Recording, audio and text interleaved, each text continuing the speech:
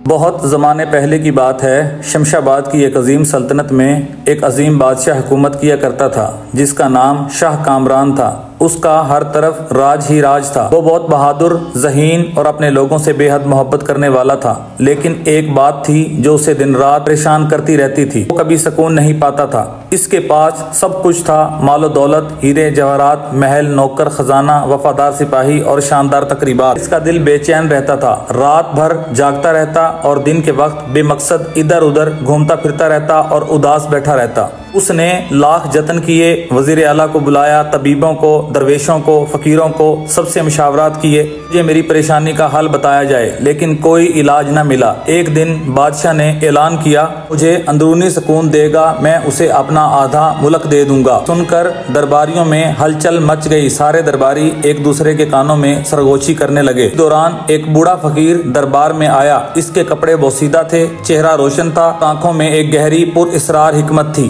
फकीर ने बादशाह से कहा, बादशाह, सुकून तख्त पर नहीं मिलता, ये जमीन पर बसता है। जो मैं कहूँ तुम करोगे तो एक साल के अंदर ना सिर्फ तुम्हें सुकून मिलेगा बल्कि तुम दुनिया की हकीकत भी दरियाफ्त कर लोगे। ये बात सुनकर बादशाह जोर जोर से हंसने लगा। फकीर को तंज करते हुए कहा, एक फकीर हो और मुझे सिखाओगे? मैं तो दुनिया का हुक्मरान हूँ। फकीर मुस्कुराकर बोला, इंसान को ताकत देती है, सुकून नहीं। सुनकर बादशाह सोच में पड़ गया और आखिरकार फकीर की बात मान ली। मैंने फकीर से कहा कि मुझे क्या करना होगा। फकीर ने जवाब दिया, तुम्हें अपने तख्त को छोड़ना होगा। एक साल के लिए सादा कपड़े पहनो, अपनी पहचान छुपाओ और आम आदमी की तरह जिंदगी गुजारो। जिंदगी लोग ऐसे महसूस करें कि कोई फकीर जा रहा हो। ये सुनकर दरबार में जितने भी लोग थे, वजीर, मशीर, वुजरा, सब के सब हैरान रह गए। एक लम्हे के लिए सोच में पड़ गया और फिर कहा, अगर मैं बेचैनी का सबब मेरा मुकाम है तो मैं इसे पीछे छोड़ देता हूँ। अपना ताज उतारा, शाही लिबास उतारा, खामोशी से निकल गया बगैर ये बताए वो कौन है। बादशाह ने रेगिस्तानों में सफर किया। पहले दिन किसी ने इसे खाना नहीं दिया। दूसरे दिन जब वो एक दरख्त के नीचे सो रहा था, गली के कुत्ते इस पर भौंक रहे थे। पहली बार इसने ये महसूस किया कि आम लोगों की जिंदगी कितनी सख्त है।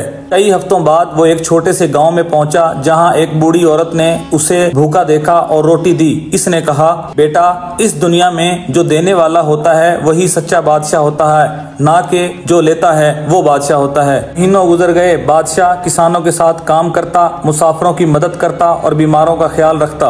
एक दिन वो एक पुराने मदरसे में आया जहां एक बूढ़ा उस्ताद मुफ्त तालीम दे रहा था। उस्ताद ने पूछा, बेटे, तुम यहाँ क्यों आए हो? बादशाह ने जवाब दिया, मैं वो इल्म हासिल करना चाहता हूँ जो दिल को सुकून दे। उस्ताद ने इसे किरदार, सब्र, शुक्रगुजारी और कनात के बारे में पढ़ाया। एक साल में बादशाह ने कुरान के कई अशआर हिफ्ज कर लिए और फिका, इखलाक और फलसफा का मुताला किया। सारे सफर में इसने एक सबसे बड़ी सच्चाई सीखी, सच्चा बादशाह वो है जो अपने आप पर हुक्मरानी करे। एक साल मुकम्मल होने के बाद वही फकीर बादशाह के मदरसे पहुंचा और बादशाह को कहा, कामरान शाह, अब तुम तैयार हो, आओ अपना तख्त वापस ले लो। जब बादशाह दरबार में वापस आया, वजीर आला और तमाम दरबारी हैरान रह गए। बादशाह पहले जैसा नहीं था। वो नरम दिल, पुरसुकून और गहरा था। तख्त पर बैठते ही इसके पहले अहकामात ये थे, तमाम शहरों में मदारस और अस्पताल बनवाओ। जिस गाँव में उस औरत ने मुझे रोटी दी थी वहाँ एक कुआं खुदवाओ। जो उस्ताद मुझे इल्म सिखा रहा था उसे दरबार का चीफ मशीर बनाओ।